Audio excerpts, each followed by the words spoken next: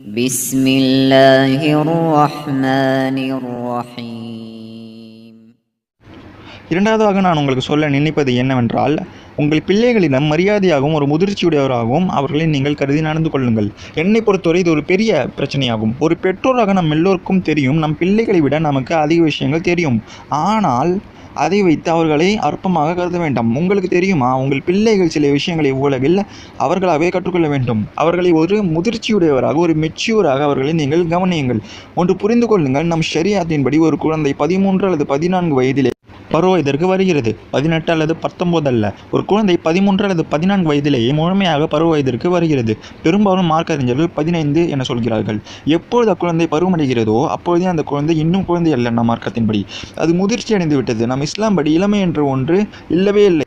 எங்கு ஒரு பருவ வயது அடைந்தவரை இளமை என்ற பெயரில் இன்னும் குழந்தையாக வைப்பது நம் மார்க்கத்தில் இல்லை. இதுதான் மற்ற மதத்திற்கும் நம் மார்க்கத்திற்கும் வித்தியாசமாகும். என்னுடைய தத்துவத்தின்படி யாரேனும் குழந்தை 15 வயதை தாண்டிவிட்டால் நான் அவர்களிடம் முதிர்ச்சி அடைந்தவர்கள் போல் தான் நடந்து கொள்வேன். ஒரு பெரியவர்களிடம் எப்படி நடந்து கொள்ள வேண்டுமோ, எப்படி பேச வேண்டுமோ அப்படிதான் நான் நடப்பேன்.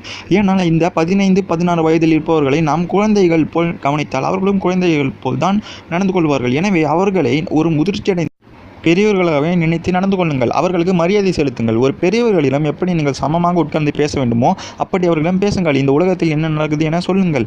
அப்போதுதான் அவர்களும் மெச்சூராக பெரியவர்களாக நடந்து கொள்வார்கள். அவர்களை குழந்தையாக பார்க்காதீர்கள்.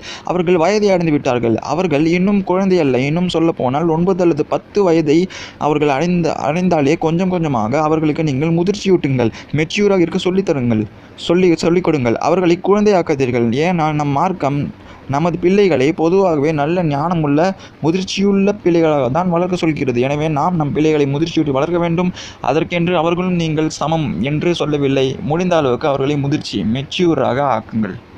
அதுவே இஸ்லாமும் சொல்லித் தருகிறது. அஸ்ஸலாமு அலைக்கும் வ அலைக்கும்